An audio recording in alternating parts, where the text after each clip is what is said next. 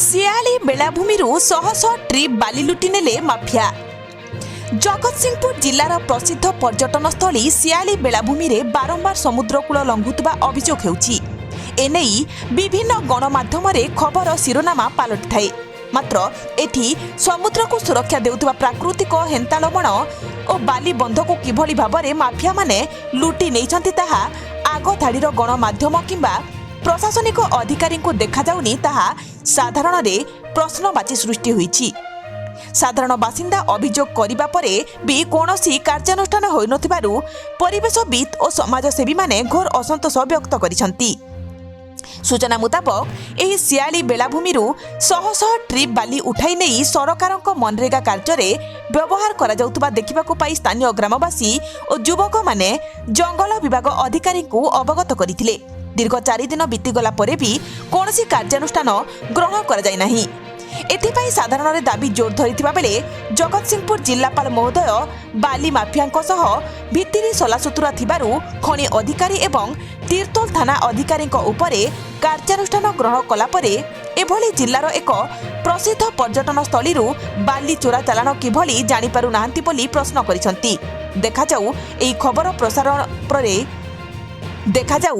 ଖବର ପ୍ରସାର ପରେ ଜିଲ୍ଲାପାଳ କିଭଳି କାର୍ଯ୍ୟାନୁଷ୍ଠାନ ଗ୍ରହଣ କରୁଛନ୍ତି। ମୁଁ ସୁକାନ୍ତ କୁମାର ସାମନ୍ତ, କାର୍ଯ୍ୟକାରୀ ସଭାପତି ଭାରତୀୟ ଜନତା ପାର୍ଟି ପଦମପୁର ଗ୍ରାମ ପଞ୍ଚାୟତ।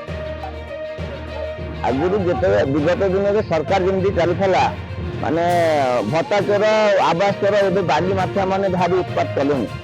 ସମୁଦ୍ର ଉପକୂଳରୁ ଯୋଉଟା ସମୁଦ୍ର ଖାଇଯାଉଛି ବୋଲି ଶିଆଳି କତିରୁ ସବୁଆଡେ ଚର୍ଚ୍ଚା ଚାଲିଛି, କିନ୍ତୁ ଯେଉଁ ଆଡି ବନ୍ଧ ଗୁଡା ଯୋଉଗୁଡା ଥିଲା ସେମାନେ ବାଲି ମାଫିଆ ମାନେ ସେ କଣ୍ଟ୍ରାକ୍ଟ ନେଇକିରି ବ୍ଲକ ଅଫିସରୁ ସେଇ ବାଲିକି ଆଣିକିରି ବିଭିନ୍ନ ପ୍ରକାର ଉନ୍ନୟନମୂଳକ କାର୍ଯ୍ୟରେ ଲଗେଇକି ବାହାବା ନେବା ପାଇଁ ଚେଷ୍ଟା କରୁଛନ୍ତି।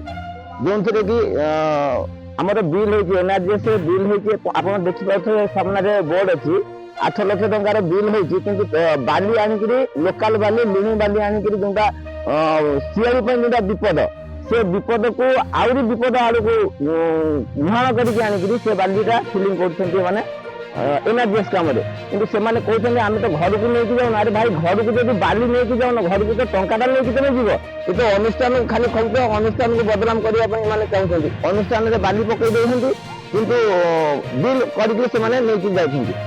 ଏହି ଖାଲି ତ ବାଲିରେ ସୀମିତ ନୁହଁ, ଏଠି ପ୍ରାୟ ବେଳାଭୂମିରେ ପ୍ରାୟ ଦେଖାଗଲାଣି ଗେଟ୍ର ସମସ୍ୟା। ଗେଟ୍ ଯୋଉଟା ଗେଟ୍ ଫି ଟୋଲ୍ ଆଦାୟ କରାଯାଉଛି, ସେଟା ପଞ୍ଚାୟତ ସମିତି ପଞ୍ଚାୟତର ୱାର୍ଡ ମେମ୍ବର ମାନେ ନିଷ୍ପତ୍ତି ନେଲେ ଆଉ ଟୋଲ୍ ଆଦାୟ କରାଯିବ ନାହିଁ।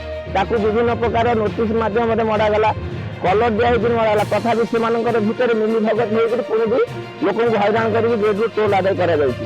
ସେହିପରି ଯେମିତି ଓଟିଡିସିର ଗୋଟେ ଘର ଅଛି, ଓଟିଡିସି ଘରଟା କାହାର ଅଣ୍ଡରରେ ଅଛି ତାକୁ ବି ସାଧାରଣ ଲୋକ ଜାଣିପାରୁନାହାନ୍ତି। ଓଟିଡିସିରେ ବିଭିନ୍ନ ପ୍ରକାର ଅନୈତିକ କାର୍ଯ୍ୟରେ ଲିପ୍ତ ଥିଲାବେଳେ ମଧ୍ୟ ସେ ଓଟିଡିସିକୁ ପୁଣି ଆଇଆଇସି ବନ୍ଦ କରିଥିଲେ। ଏବେ କିଛି ଦିନ ହେଲା ଓଟିଡିସି ମଧ୍ୟ ଚାଲିଛି। ସାମାନ୍ୟ ଯେଉଁ ବେଳାଭୂମିରେ ଶୌଚାଳୟ ଅଛି ତାକୁ ବି ମଧ୍ୟ କିଛି ମୁଷ୍ଟିମେୟ ଲୋକଙ୍କର ଚାକିରି ମାନେ ସେମାନେ ହିଁ ବ୍ୟବହାର କରିକି ନିଜର ମାନେ ତା ଦେହରେ ଯେଉଁ ମା ମାନେ ଆସୁଛନ୍ତି ଶୌଚ ହବ ତ ଦୂର କଥା, ଗୋଡ଼ ହାତ ଧୋଇଲେ ବି ତା ଦେହରେ 15-20 ଟଙ୍କା ତାଙ୍କୁ ଦେବା ପାଇଁ ପଡୁଛି। ଏମିତି ବିଭିନ୍ନ ଅରାଜକତା ଶିଆଳି ବେଳାଭୂମିରେ ଏବେ ଚାଲିଛି। ତାକୁ ପ୍ରଶାସନକୁ ଆମେ ବିଭିନ୍ନ ଉପାୟରେ ବି ଦୃଷ୍ଟିଗୋଚରକୁ ଆଣିଲେ ମଧ୍ୟ ପ୍ରଶାସନ କେବଳ ନିରବଦ୍ରଷ୍ଟା ହେଇକି ନିର୍ବାଚିତ ହେଇକି ବସିଛନ୍ତି। ତା ଦେହରେ କିଛି କାହାର ଜନସାଧାରଣର କିଛି ଉପକାର ମିଳୁନାହିଁ। ଆମେ ଭାବୁଛୁ ବିଗତ ଦିନରେ ହୁଏତ ବ୍ଲକ ଅଫିସ ଘେରାଉ କରିବୁ, ନହେଲେ କଲେକ୍ଟର ଅଫିସରେ ଯାଇକି ଆମେ ବସିବୁ। ଏହାର ସ୍ଥାୟୀ ସମାଧାନ କିଛି ଏଇଟା ନିହାତି ଆବଶ୍ୟକ ପଡୁଛି। ଏ ବର୍ଷ ପ୍ରାୟ ଟୋଲ୍ ଗେଟ୍ ଆଦାୟରେ 9,30,000 ଟଙ୍କା ଟୋଲ୍ ଆଦାୟ ହେଇଥିଲା। କିନ୍ତୁ ଯେଉଁମାନେ ବି ଟୋଲ୍ ଆଦାୟ କରିଥିଲେ ସେମାନେ ସମୟ ମୁତାବକ ପଇସା ପଇଠ କଲେ ନାହିଁ। ବିଗତ ଦିନରେ ଯେଉଁ ପଇସା ଗୁଡ଼ା ଥିଲା ତାର କିଛି ଉନ୍ନୟନମୂଳକ ସେଟା ମାନେ ଆମେ ଜାଣୁଛୁ ଯାହା ପଞ୍ଚାୟତ ପ୍ରଶାସନ ପାଖରେ ପଇସା ରହିଛି, କିନ୍ତୁ ମୁଁ ପଞ୍ଚାୟତ ମିଟିଂରେ ଯେତେବେଳେ ମୁଁ ଆପତ୍ତି କଲି ତାଙ୍କୁ ଆଗ ସେ ପଇସା ଗୁଡ଼ା କ'ଣ ହେଉଛି ତାର ରକ୍ଷଣାବେକ୍ଷଣ ପାଇଁ କି ବେଳାଭୂମିର ସ୍ୱଚ୍ଛତା ଅବଲମ୍ବନ କରିବା ପାଇଁ କି ଗୋଟେ ଭଲ ଶୌଚାଳୟ କରିବା ପାଇଁ କି ବେଳାଭୂମିଟାକୁ ପରିଷ୍କାର କରିବା ସେ ଦିଗରେ ସେ ପଇସା ଖର୍ଚ୍ଚ କରାଯାଉନି। ସେ ପଇସାର ହିସାବ ମଧ୍ୟ ପଞ୍ଚାୟତ ସେକ୍ରେଟାରୀ ମଧ୍ୟ ମୋତେ ଦେବେ କହିକିରି ସମୟ ବାହାର କଲେ। ମୁଁ ଯାଇକିରି ପହଞ୍ଚିବା ପରେ ମଧ୍ୟ ସେ ହିସାବ ଦେଲେ ନାହିଁ। ସେ କ'ଣ ହେଉଛି ସେ ପଇସା ତାର କିଛି ଠିକ ଠିକ ହେଲେ ସେ ପଇସାର। ମୋ ନାଁ ବୃନ୍ଦାବନ ମଣ୍ଡଳ, ମୋ ଘର ଏଇ ଶିଆଳି ଗାଁରେ ପଦ୍ମପୁର ପଞ୍ଚାୟତ ହିସାବରେ କାମ କରେ। ଆଜ୍ଞା ସରକାର ବିଗତ ଦିନରେ ଯେଉଁ ସରକାର ଥିଲେ ସେ ମଧ୍ୟ ବିଜେଡି ସରକାର ମଧ୍ୟ ବହୁ ପଇସା ଏଠି ଖର୍ଚ୍ଚ କରିଛନ୍ତି ଏଇ ସମୁଦ୍ରକୁ ଦେଖିବା ପାଇଁ। ଏଠି ପ୍ରତିବର୍ଷ ଲଘୁଚାପ 8-10 ଲଘୁଚାପରେ ଯଥେଷ୍ଟ ଅବକ୍ଷୟ ହେଉଛି, ପାଣି ମାଡ଼ି ଗାଁ ଭିତରକୁ ପଶି ଯାଉଛି। ତେଣୁ ଗୋଟିଏ ସମୁଦ୍ର କୂଳରେ ଯେତେ ବାଲି ବନ୍ଧ କରାଯାଉଥିଲା ବାଲି ବସ୍ତା ଦେଇକିରି ସେ ଖାଇଗଲା, ପଥର ଦିଆଗଲା ଖାଇଗଲା। କିନ୍ତୁ ଗୋଟେ ଝାଉଁ ଜଙ୍ଗଲ ଯେତିକି ରକ୍ଷା କରୁଛି ଝାଉଁ ଜଙ୍ଗଲଟା ମଧ୍ୟ ଅବକ୍ଷୟ ହେବା ଯୋଗୁଁ ତା ପଛପଟେ ଗୋଟେ ଗମନାଗମନ ରାସ୍ତା ସହିତ ପାଣିକୁ ଅଟକେଇବା ପାଇଁ ଗୋଟେ ରୋଡ୍ କରାଯାଇଥିଲା ରାମଚରା ମୀରା ପାର୍କ ପର୍ଯ୍ୟନ୍ତ।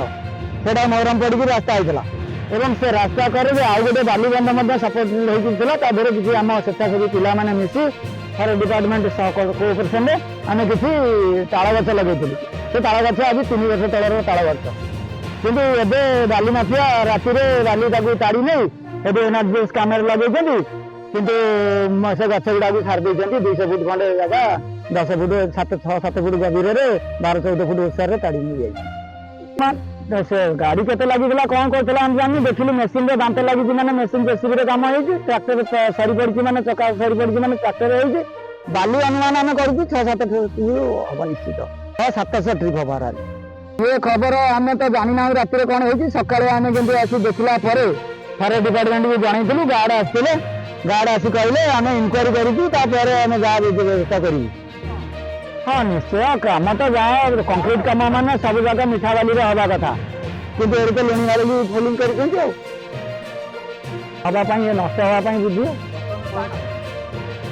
ମୁଁ ଗଣମାଧ୍ୟମ ମାନଙ୍କୁ ଅନୁରୋଧ କରୁଛି ଏ କଥା ପ୍ରଶାସନ ବିଭାଗକୁ ଏବଂ ତତ୍କାଳୀନ ସରକାରଙ୍କୁ କର୍ମକ୍ଷେତ୍ର ହଉ ଏହାର ବିହିତ ବ୍ୟବସ୍ଥା ହଉ ଏବଂ ଏ ଗ୍ରାମବାସୀ କେମିତି ଏଠି ସୁରକ୍ଷାରେ ବଞ୍ଚିବେ ତାର ଗୋଟେ ବ୍ୟବସ୍ଥା କଲେ ହୁଏତ ଗ୍ରାମବାସୀ ଉପକାର ପାଇବେ।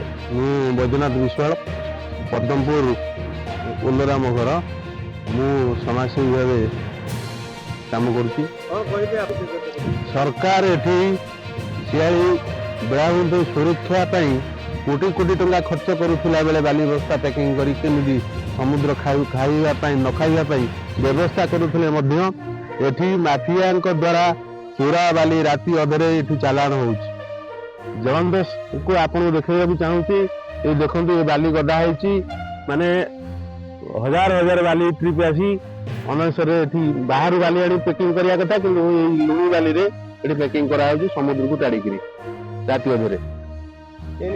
ଜଙ୍ଗଲ ବିଭାଗକୁ ଫୋନ ଯୋଗେ ପଚାରିଥିଲୁ ଯେ ଏଇ ଜିନିଷ ସବୁ କଣ ପାଇଁ ହଉଛି ନା ଆମେ ଜାଣିଲୁ। ତାଙ୍କର ଗୋଟେ ଗାଁ ଲୋକ ପ୍ରାଇଭେଟ ଜଣେ ଉଠେଇଛି ବାଲି, ରାତି ଅଧରେ ବାଲି ଚୋରି ହଉଛି। ତାଙ୍କୁ ଅଭିଯୋଗ କଲା ପରେ ସେ କିଛି କର୍ଣ୍ଣପାତ କରୁନାହାନ୍ତି। ଜଙ୍ଗଲ ବିଭାଗ ସମ୍ପୂର୍ଣ୍ଣ ପାଇଁ ଦାୟୀ। ଅଭିଯୋଗ କରୁଛୁ ସରକାର କୋଟି କୋଟି ଟଙ୍କା ଖର୍ଚ୍ଚ କରୁଛନ୍ତି ସମୁଦ୍ର ବେଳାଭୂମିର ସୁରକ୍ଷା ପାଇଁ, କିନ୍ତୁ ସମୁଦ୍ର ବେଳାଭୂମିରୁ ବାଲି ଉଠି ଚୋରାଚାଲାଣ ହଉଛି। ଲୁଣି ବାଲିରେ ସ୍ୱତନ୍ତ୍ର କାମ କଲେ କିଛି ଘର ଉଜୁଡ଼ିଯିବ। ଯୋଉଠି ମିଠା ବାଲିରେ କାମ ହେବା କଥା ଏଠି ଲୁଣି ବାଲି ସମ୍ପୂର୍ଣ୍ଣ ତଡ଼ା ହେଇକି ଏଠି କାମ କରୁଛନ୍ତି, ଘର ଲାଷ୍ଟିଂ କରିବନି, କମିଯିବ ଆଉ କଣ, କେତେ 10 ବର୍ଷରେ କମିଯିବ। ଆଉ ତଳେ ସେଠି କିଛି ଆମେ ବର୍ଷ ତଳେ କିଛି ତାଳ ଗଛ ଲଗେଇଥିଲୁ ସେ ବନ୍ଧରେ, ଯୋଉ ତାଳ ଗଛ ବର୍ତ୍ତମାନ 4 ଫୁଟ 5 ଫୁଟ ଭଳିଆ ହେଇଥିଲା, ସେ ଗଛକୁ ସମ୍ପୂର୍ଣ୍ଣ ଭାବେ ତଡ଼ା ଯାଇକିରି ବାଲି ସେଠି ଉଠାଯାଇଛି। ଆ ପାଇଁ ସମ୍ପୂର୍ଣ୍ଣ ଏଠି ଯୋଉ ଜଙ୍ଗଲ ବିଭାଗର ଅଛନ୍ତି ଫରେଷ୍ଟର ଅଛନ୍ତି, ଆ ପାଇଁ ସମ୍ପୂର୍ଣ୍ଣ ଦାୟୀ। ତାଙ୍କ ମନ୍ତ୍ରଣାରେ ଏଠି ବାଲି ଚୋରା ଚାଲାଣ ଚାଲିଛି। ସରପଞ୍ଚ ପଚାର କଲେ ଆମେ ସାଙ୍ଗେ ତ ଲୋକ ନାହାନ୍ତି, ଆମେ ଆଉ କଣ କରିବୁ, ଆମକୁ ପଚାରୁନାହାନ୍ତି, କାମ କରୁ। ଏରସମାରୁ ନରେଶ ସ୍ୱାଇଁଙ୍କ ରିପୋର୍ଟ, ଓଡ଼ିଶା ଏକାମ୍ର ଲାଇଭ୍।